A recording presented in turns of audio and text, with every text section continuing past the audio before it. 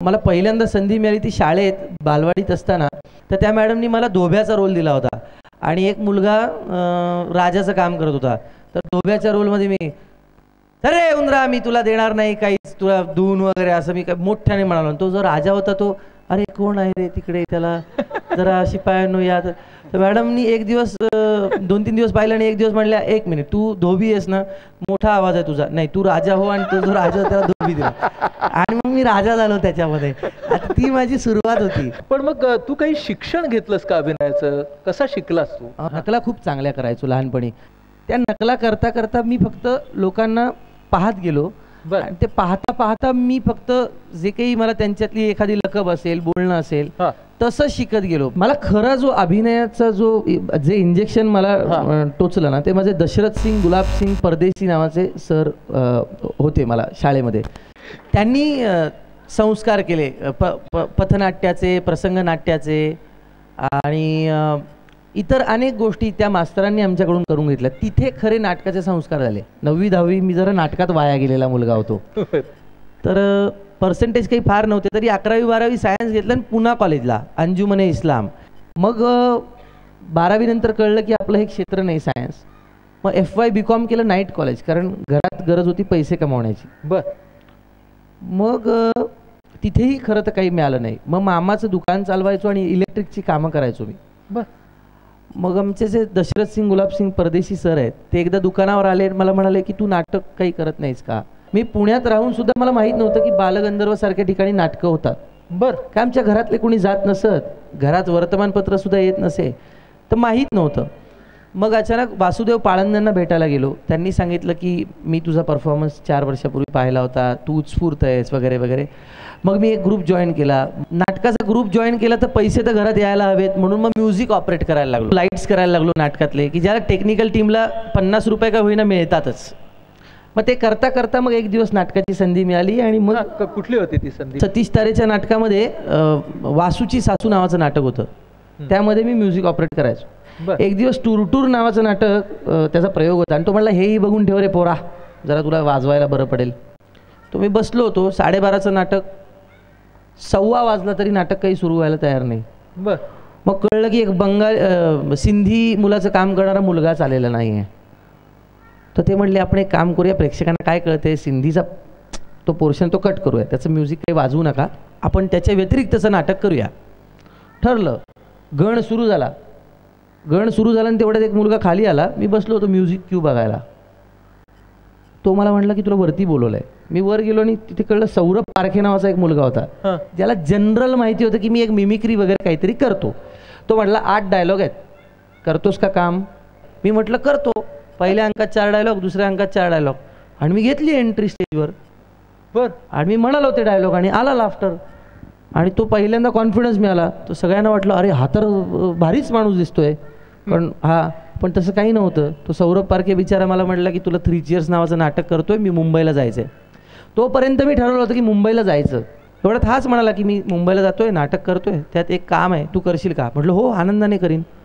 पण मग हळूहळू ते नाटक, त्या नाटकाच्या तालमी होत गेल्या आणि मला ते काम जमलं. अशा प्रकारे माझ्या नाट्य कारकिर्दीची सुरुवात झाली. मग टेलिव्हिजनचा श्री गणेशा कसा झाला?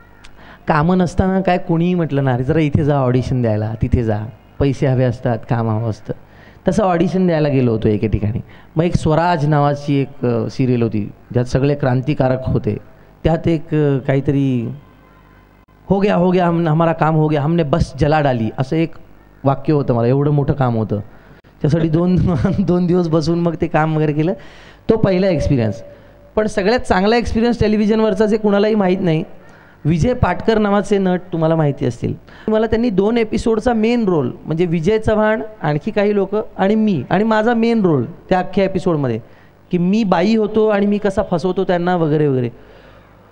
शूटिंग झाल्यानंतर मी त्यांना विचारलं, का हो मला का कास्ट केलं तुम्ही? माझा जरा बडबड्या स्वभाव आहे, तुमच्या लक्षात आला असेल.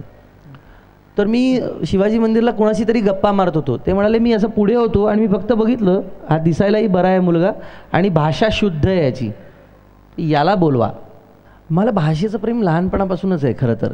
कोणीही जरा वेगळं बोलायला लागलं, लकब वेगळी असेल तर मला आवडतं. मला कोणी सरदारजी असतील आणि ते बोलत असतील तर किथों से जाना है हैदराबाद बैठ जाओ अपराधी ते मला लहानपणापासून मला ते जरा आवड होती. गुजराती कसा बोलतो, मारवाडी कसा बोलतो, मराठी माणूस कोकणातला वेगळं बोलतो, विदर्भातला वेगळं बोलतो, तसंच मारवाड्यांमधले पण लोक वेगवेगळं बोलतात. म्हणजे आता आम्ही घरी मारवाडी बोलतो ते कडे चालू आटे बेड जरा जिमले असं एक जनरल मारवाडी बोलता. हँग जाणो हॉटे जाणो कोण खणी खडो बोला असेही बोलणारे मारवाडी आहेत. ते मी पकडायचो फार पटकन, आजही पकडतो. तर मला त्याची आवड होती. पण मराठी माझी अगदीच म्हणजे कारण मी अंगठी हरवली रे माझी, भेटली का कोणाला असं मी म्हणायचो. अंगठी हरवली भेटली का, तर मुलं म्हणायची भेटली म्हणाली जितूकडे जाणार नाही. इथपासून माझी बोंब होती खरं तर. पण मग ती मराठीतली बोंब सुधारण्यासाठी मी वाऱ्यावरची वरात नावाचं नाटक घेतलं की पुलंचं नाटक आहे. मग ते नाटक करायला जी माणसं येतील ती चांगलीच माणसं असतील, चांगलं मराठी बोलणारी. सर्वोत्तम मराठी भाषा बोलणारा माणूस त्यावेळेला चंद्रकांत काळे होता. त्यांच्या सहवासात आल्यामुळे मग मराठीची गोडी लागली, ग्रेसांची गोडी लागली. ग्रेस आणि कवितांची गोडी लहानपणापासून होती, पण ग्रेस दुर्बोध आहेत ना ते खूप. तर चंद्रकांत काळे समजून सांगायचे, मग थोडं थोडं कळत जायचं. अशा प्रकारे मराठी भाषा मग वाचू लागलो थोडं. तसं वाचन माझं शून्य आहे, पण थोडं वाचू लागलो. मग नाटकं वाचायला लागलो, मग कविता वाचायला लागलो. तर लहानपणापासून आमच्याकडे टेलिव्हिजन नव्हतं, पण रेडिओ होता. माझी आई, माझा मोठा मामा हे हिंदी गाणी गायचे घरी जनरल. माझी मावशी आली की त्या गाण्यांचे आधी संस्कार झाले, भाषेचे संस्कार म्हणाल तर. बरोबर. मग कवितेचे संस्कार मी म्हटलं त्याप्रमाणे हिंदीचे शिक्षक फार सुंदर शिकवायचे. त्यामुळे हिंदी कवितेचे संस्कार झाले. मग एक दिवस मी जी पहिली कविता माझ्या आयुष्यात ज्या 4 ओळी लिहिल्या त्या मी माझ्या 10वीच्या पेपरमध्ये लिहिल्या. कफन नावाची एक कथा होती 10वीत, मुन्शी प्रेमचंद यांची, मृत्यू आणि माणसाची हाव याच्याबद्दल. तर मी पेपरात लिहिलं, मला आणि अनभिज्ञ होतो मी की हे लिहिलं आहे. सर आले आणि प्रिलिम एक्झाम झाली होती. सर म्हणाले आता चांगलं लिहिलं आहे पेपर वगैरे, सगळ्यांचं मी कौतुक करतो, पण जरा एका मुलाविषयी सांगतो. जितेंद्र जोशी याने पहिल्यांदा म्हणे माझ्या इतक्या वर्षांच्या करिअरमध्ये असं आलं आहे की उत्तरपत्रिकेत एका मुलांनी एक शेर लिहिलेला आहे, शेर, हिंदी शेर. न जाने जिंदगी किस मोड़ पे लाती है हमें, न जाने जिंदगी किस मोड़ पे लाती है हमें, हम हो थोड़े से परेशान तो और सताती है हमें, जीते जी हमको तो तन ढांकने को कपड़े नहीं, मरने के बाद ये फूलों से सजाती है हमें. क्या बात. पहिली रचना होती ती हीच होती. मराठी मधली पहिली कविता कशी झाली, कधी झाली? मी आमचं कॉलेज सोडून SP कॉलेजला जायचो. ते वय होतं ना 16-17. तिथे मुली खूप सुंदर मुली फिरायच्या. तर मी तिथे जायचो की सायकल घेऊन माझी, आणि फार मस्त वाटायचं, छान ते बघत बसायचो त्यांना. तर तिथे पहिली कविता सुचली होती. एक तरुणी मला दिसली, मला पाहून गालात हसली. एक तरुणी मला दिसली, मला पाहून गालात हसली. मी पाहिलं तिच्याकडे, तिनं पाहिलं माझ्याकडे. नजरेला मिळाली नजर, घायाळ झाला माझा जिगर. जिगर वगैरे. नजरेच्या भाषेत ती काहीतरी बडबडली, मी मात्र वेडा, भाषाच नाही समजली. असं आता रोज होत होतं. तिच्या आणि माझ्यातलं अंतर कमी होत होतं. पहिल्यांदा ती दिसली जिथे आजही मी गेलो तिथे, पाहिलं तिचा प्रणय रंगला होता. मुलगा जरा ओळखीचाच होता. तो नेहमी माझ्या मागे असायचा, ती त्याला आणि तो तिला इशारे करायचा. कसा अपेक्षाभंग झाला, गुलाबी रंगाचा काळा रंग झाला. कसा अपेक्षाभंग झाला, गुलाबी रंगाचा काळा रंग झाला. असं सत्य कोणीच विसरत नसतं, मनात खोल घर करून ते बसतं. म्हणूनच तरुण प्रेमी मित्रांनो, प्रेमाच्या रिंगणात चालत राहा. परंतु पाहिलं जर एखाद्या सुंदर तरुणीने तुमच्याकडे, तर पहिल्यांदा मागे वळून पाहत. गीत हा म्हणजे बोक्या सातबंडीमध्ये लिहिलं तसं तू लिहिलेलं एखादं गीत. सुरव्या देव जागा हात झाला, जाग झालं गाव रे. सुरव्या देव जागा हात झाला, जाग झालं गाव रे. हे पाखरांच्या चोची मंदी, देवाजीच नावर. तुझी एकटाला तुझी रखुमाई, बाप तू माझा माझी तू आई. तुझी एकटाला तुझी रखुमाई, बाप तू माझा माझी तू आई. तू आता म्हणत होतास तेव्हा मला असं वाटलं की हे गाणं गाताना जे एक टायमिंग असतं की नाही, समेला येणं तालावरती, ह्या टायमिंगचाच फायदा तुला विनोदी अभिनेता म्हणून सुद्धा होत असेल का रे? होतोच ना सर. म्हणजे विनोद काय किंवा गंभीर भूमिका काय, कुठलीही भूमिका करताना एक टायमिंग असतंच ना. म्हणजे तुम्ही विनोदी भूमिका करताना टायमिंग असेल तर पटकन माणूस हसतो, त्याला लाफ्टर येतो, तो रिस्पॉन्स मिळतो. पण गंभीर भूमिका करताना सुद्धा एखादा पॉज असतो, जो पॉज घेतल्यानंतर आणि तो अर्धा घ्यायचा, म्हणजे तालात घ्यायचा का आडतालात घ्यायचा, आणि पुढचं वाक्य बोलायचं. आणि तेव्हा आवंढा जो आलेला असतो, पटकन लोकांच्या डोळ्यात पाणी येतं. त्यामुळे प्रत्येकाचं अंगभूत एक टायमिंग असतं. बरं. पण ते टायमिंग आल्यानंतर जेव्हा लाफ्टर येतो, तो लाफ्टर घेऊन, म्हणजे तो संपूर्ण असा लाफ्टर म्हणजे लाट असते ना एक, ती अशी लाट आली आणि ती ओसरली की पुन्हा पुढचं वाक्य घेऊन, म्हणजे त्या बरोबर एका लाटेवर दुसरी लाट निर्माण करणं आणि तिसरी लाट, आणि मग त्याचं टाळ्यांमध्ये रूपांतर होतं. हे मला काम करता करताच ते खरं तर कळलेलं आहे. तू एखादी व्यक्तिरेखा कशी उभी करतोस, त्याच्याबद्दल काही बोलता येईल का? किंवा तू कसा अभ्यास करतोस?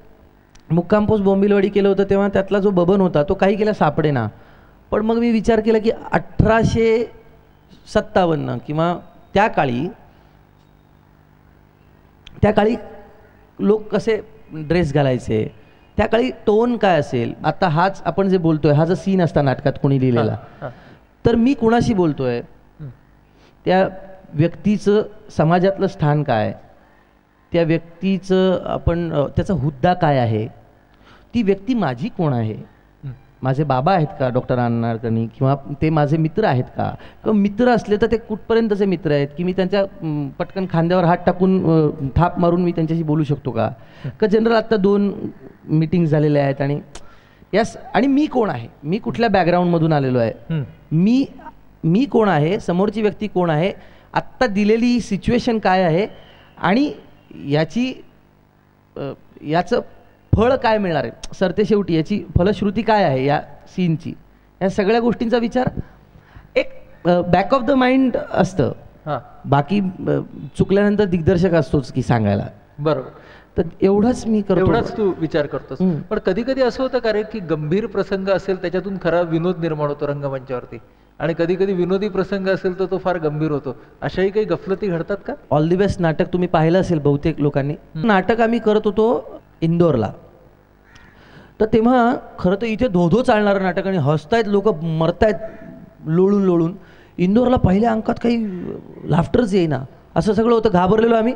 इंटरव्हल झाल्यानंतर ते हे आले तिकडचे संयोजक, त्यांना आम्ही विचारलं की काय गडबड चालली का? नाही म्हणे, काय प्रयोग करताय तुम्ही?